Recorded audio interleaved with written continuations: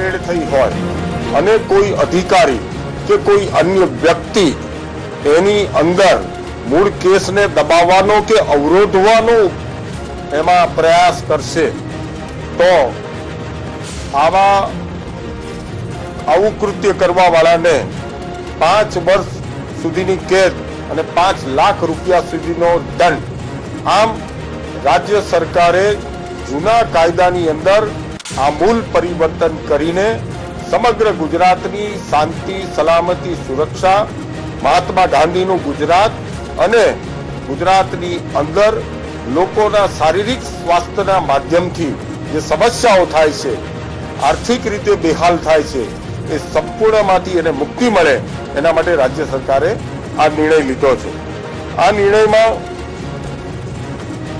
કોઈ પણ પ્રકારનો નશો એ સામાજિક તંદુરસ્તીને હણે છે અને વ્યસન મુક્ત સમાજ કરવા માટે રાજ્ય સરકારની આ કટિબદ્ધતાનો આજની આ કેબિનેટના ઓર્ડિનન્સના માધ્યમથી આપ સૌની સમક્ષ એના ઓર્ડિનન્સની જે કાયદાની અંદર સુધારા કર્યા છે એના આ મુદ્દાઓ છે. એક મુદ્દો રહી ગયો મારો, કદાચ આમાં રહી ગયો છે. ના, પોલીસ સ્ટેશન નહીં. દારૂની હેરાફેરીમાં કોઈ વાહન પકડાય તો એ પકડાયેલું વાહન રાજ્યસાત કરવાનો પણ રાજ્ય સરકારે નિર્ણય લીધો છે. એટલે જેના માધ્યમથી હવે દારૂનું ઉત્પાદન, દારૂનું વેચાણ, દારૂની હેરાફેરી કે દારૂનું પીઠું, આ સમગ્રતયા બધી જ વ્યવસ્થા આ કાયદા હેઠળ આવરીને રાજ્ય સરકારે પોતાની કટિબદ્ધતા વ્યક્ત કરી છે.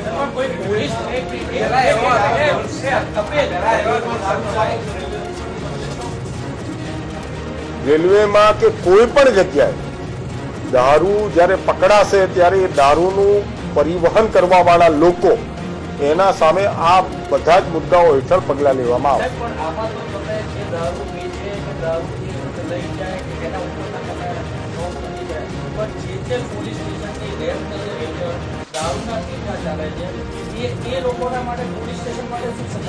સાત વર્ષની સજા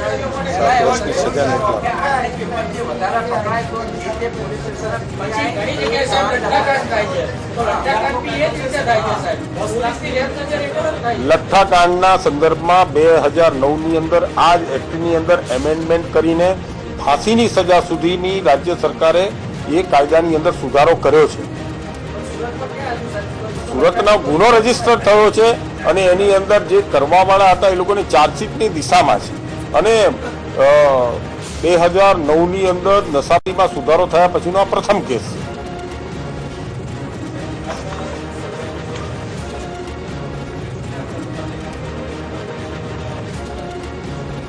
તો ગુજરાતની અંદર ગુજરાતમાં આ કાયદાના અમલ માટે સર્વાંગી ચર્ચા, જુદા જુદા લોકોના મંતવ્યો, અભિપ્રાયો અને એના પછી ગુજરાતમાં આ પ્રમાણે કાયદાના સ્ટ્રેન્થન કરવાથી ગુજરાતમાં આપણે એની અસરકારકતા કરી શકીશું. એ ઇમ્પ્લિમેન્ટિંગ એજન્સી તરીકે પોલીસ ડિપાર્ટમેન્ટ અને અધિકારીશ્રીઓ અને એના આધાર ઉપર પછી આ નિર્ણય આપણે લેવાયો.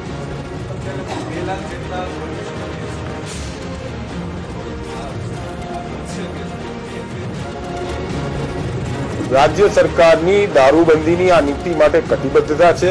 અમે નામદાર ગુજરાત હાઈકોર્ટને વિનંતી કરીને જ્યાં જરૂર પડશે ત્યાં વધારાની કોર્ટો અને જરૂર પડે ત્યાં વધારાનું ઇન્ફ્રાસ્ટ્રક્ચર અમે પ્રોવાઈડ કરી આપીશું. પરંતુ ગુજરાતને દારૂના કારણે કોઈ સમાજ કે યુવાધન કે બરબાદ ન થાય, કોઈ અકાળે કોઈ બેન વિધવા ન બને, એ સરકારની અમારી જવાબદારી છે. અને એને પરિપૂર્ણ કરવા માટે જરૂરી જે આયોજન કરવું પડશે એ કરવા માટે સરકારની સંપૂર્ણ તૈયારી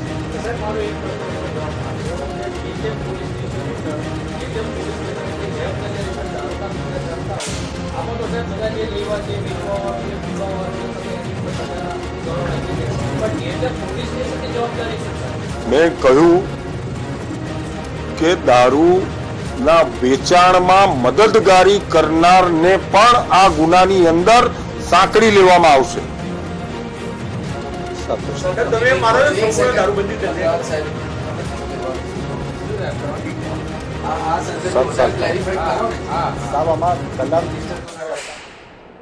મુખ્યમંત્રી શ્રી વિજયભાઈ રૂપાણીના અધ્યક્ષપણે કેબિનેટમાં ગુજરાતમાં એક અત્યંત મહત્વલક્ષી નિર્ણય લેવાયો અને આ સંવેદનશીલ નિર્ણય એ છે કે આજથી ગુજરાતની અંદર કોઈ પણ હુક્કા બાર ચલાવી શકશે નહીં. કેન્દ્ર સરકારનો સિગરેટ અને અન્ય તમાકુ વિજ્ઞાપન નિષેધ, વેપાર, વાણિજ્ય, ઉત્પાદન, પુરવઠો, વહેંચણી નિયંત્રણ એ 2003નો કાયદો હતો. આ કાયદાની અંદર હુક્કા બારનો પણ રાજ્ય સરકાર દ્વારા આજે એક ઓર્ડિનન્સ બહાર પાડીને એનો સમાવેશ કરવામાં આવ્યો, જેના કારણે સમગ્ર રાજ્યની અંદર હુક્કા બાર હવે કોઈ ચલાવી શકશે નહીં. અને આ કાયદાનો જો ભંગ કરશે તો પોલીસ અધિકારીને એ સ્થાનની પ્રવેશ, તપાસ, ઝડપી અને જપ્તીની સત્તા પોલીસ અધિકારીને આના માધ્યમથી આપવામાં આવી છે. અને આ કાયદા હેઠળ ઓછામાં ઓછી 1 વર્ષની અને વધુમાં વધુ 3 વર્ષની સજા તેમજ 20,000 થી માંડીને 50,000 રૂપિયા સુધીના દંડની જોગવાઈ કરવામાં આવી છે. સાથે સાથે આને કોગ્નિઝેબલ આ ગુનો ગણાશે, જેના કારણે હુક્કા બારને આપણે સંપૂર્ણપણે સમગ્ર રાજ્યની અંદર બંધ કરાવી શકીશું.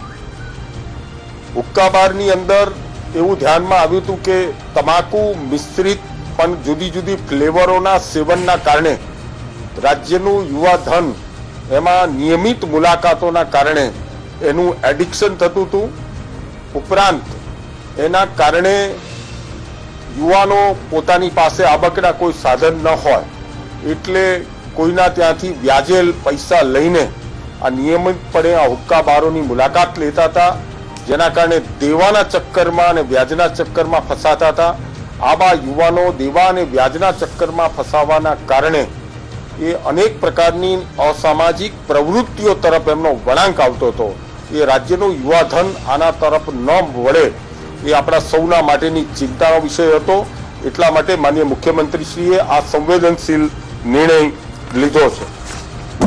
આ સાથે આ હુક્કા બારના સ્થાન ઉપરથી જે મુલાકાત લે છે એમાં એક સામાન્ય સિગરેટ કરતા પણ 100 થી 200 ગણો વધારે ઝેરી ધુમાડો એના શરીરની અંદર ઉતરે છે. હુક્કાના એક કસની અંદર 200 પફ, જ્યારે સિગરેટની અંદર 20 પફ જેટલું વોલ્યુમ હોય છે. ઉપરાંત આની અંદરથી નીકળતો કાર્બન મોનોક્સાઇડ અને અન્ય ઝેરી કેમિકલ્સ એ પણ શરીરની અંદર મોટા પ્રમાણમાં નુકસાની સર્જે છે. સિગરેટમાં હુક્કાના 1 કલાકના સેશનમાં 90,000 મિલીલીટર ધુમાડો બને છે, જ્યારે સિગરેટમાં તેનું પ્રમાણ માત્ર 500 થી 600 મિલીલીટર હોય છે. એટલે તમાકુના ધુમાડામાં 7,000 કરતા જુદા જુદા અમેરિકન કેન્સર સોસાયટીએ જે રિસર્ચ કર્યું છે એના પ્રમાણે એમાં કેમિકલ્સ હોય છે, અને જેના કારણે હુક્કાના આ તમાકુના સેવનથી માણસને અનેક પ્રકારના કેન્સર થવાની ભીતિ છે. આમ સમગ્ર રાજ્યની અંદર આપણે સૌ જોતા હઈશું કે હમણાં જ 14 કિલો જેટલા સોનાની ચોરીમાંથી જે પકડાયા એ લોકોને પોલીસ જોડે પૂછપરછ કરતા એવું ધ્યાનમાં આવ્યું હતું કે નિયમિતપણે હુક્કા બારની અંદર જતા હતા. પોતાનું સવારથી સાંજ સુધી એક ટેબલ બુક હોય, એ ટેબલના 7,000 થી 8,000નો ખર્ચ થતો અને એના કારણે એને દેવું થઈ ગયું હતું. અને દેવું ચૂકવવા માટે પોતાને આ પ્રમાણેની ચોરી કરવા માટેની પરિસ્થિતિનું નિર્માણ થયું. આમ ભવિષ્યની અંદર પણ ગુજરાતનું યુવા ધન શારીરિક રીતે અને આવા કોઈ પણ અસામાજિક કૃત્યોની અંદર એને પેલું એ તરફ વળે નહીં, એની સરકારે ચિંતા કરીને સમગ્ર રાજ્યભરની અંદર હુક્કા બાર પર આ ઓર્ડિનન્સના માધ્યમથી પ્રતિબંધ ફરવામાં આવ્યો છે. જ્યારે હુક્કા બાર ઉપર જ આટલા કડક નિયંત્રણો છે, પછી કોઈ સાધનો લેવા તો જવાનું જ નથી. ના, અત્યારે હુક્કા બારની અંદર જુદી જુદી ફ્લેવર્સના ઉપયોગ કરવામાં આવે છે અને એવું કહેવામાં આવે છે કે આ ફ્લેવર્સની અંદર તમાકુની કન્ટેન્સ નથી હોતી, પરંતુ જે રીતે આ યુવાનો નિયમિતપણે એ હુક્કા બારની મુલાકાત લેતા હોય છે, ઇટ મીન્સ કે એમાં નિકોટિનની કન્ટેન્ટના કારણે એને એક પ્રમાણેનું એડિક્શન થાય છે, જે ચિંતાનો વિષય છે. એટલા માટે અને મેં કહ્યું તેમ તમાકુની બનાવટમાંથી બનતી સિગરેટ કરતા અનેક ગણી હાનિકારક આ હુક્કા અને એમાંથી નીકળતા ધુમાડાના કારણે માનવ શરીરના સ્વાસ્થ્ય ઉપર અસરો પડે.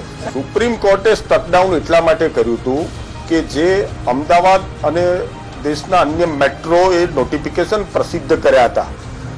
એ પ્રસિદ્ધ કરેલા નોટિફિકેશનની અંદર કોપ્ટા એક્ટ 2003 એમાં હુક્કાની વ્યાખ્યા નહોતી. એના કારણે સુપ્રીમે આખા નોટિફિકેશન સ્ટકડાઉન કર્યા હતા. રાજ્ય સરકાર બાકીના પોતાના આ કાયદાના ભાગ સ્વરૂપે જુદા જુદા હુક્કા બારની મુલાકાતો લઈ અને એમાં નિયંત્રણ કરવા માટે પ્રયત્નો કર્યા હતા, પરંતુ રાજ્ય સરકારની કટિબદ્ધતા છે કે કોઈ પણ હિસાબે ગુજરાતની અંદર કોઈ પણ હુક્કા બાર ચાલવા નથી દેવો. એટલા માટે મૂળ કોપ્ટા એક્ટ 2003 ની અંદર આ એમેન્ડમેન્ટના માધ્યમથી આ રાજ્ય સરકારે પગલું લીધું છે. અમારા ધ્યાન ઉપર એ આવ્યું છે કે હુક્કા બારની મુલાકાતે એકના એક યુવાનો નિયમિતપણે આવતા હતા. આ જ દર્શાવે છે કે એ એડિક્શનનો ભોગ બને છે અને એના કારણે જ રાજ્ય સરકારે આ પગલું લીધું છે. રાજ્ય સરકારે જે પ્રોવિઝન કર્યા છે એ પ્રોવિઝનના આધાર ઉપર ગુજરાતની અંદર ક્યાંય હુક્કા બારની વ્યાખ્યા હેઠળ કોઈ પણ પ્રકારની પરવાનગી આપવામાં આવશે નહીં અને જેના કારણે કોઈ હુક્કા બાર ચાલશે નહીં, એટલે જેના કારણે એ ફ્લેવર્સનો પછી કોઈ ઉપયોગ થવાની સંભાવના નથી. આ પ્રમાણેનું જ્યાં ધ્યાનમાં આવશે ત્યાં અમારું ફૂડ એન્ડ એડલ્ટેશન ડિપાર્ટમેન્ટ છે અને પોલીસ ડિપાર્ટમેન્ટ એ સંયુક્ત રીતે ગુજરાતનું યુવાધન નશાખોરીનો ભોગ ન બને એના માટે અમારી કટિબદ્ધતા છે અને એ બાબતમાં અમે પણ આગળ વધીશું. અત્યારે તો રાજ્ય સરકારે જાહેરમાં બેફામપણે ચાલતા હુક્કા બારોને એમાં યુવાનોને આકર્ષિત કરીને આપણા સૌના માટે જે ચિંતાનો વિષય હતો એને પ્રથમ દર્શની એક નવા પ્રકારનું વ્યસન અને એમાં ગુજરાતનું ખેંચાતું યુવાધનને રોકવા માટેનો આપણો પ્રયત્ન. હુક્કા બાર ચલાવવા માટેના નિશ્ચિત પેરામીટર્સ હોય છે. હું તમને કહું છું કે નિશ્ચિત એરિયાનો રૂમ હોવો જોઈએ,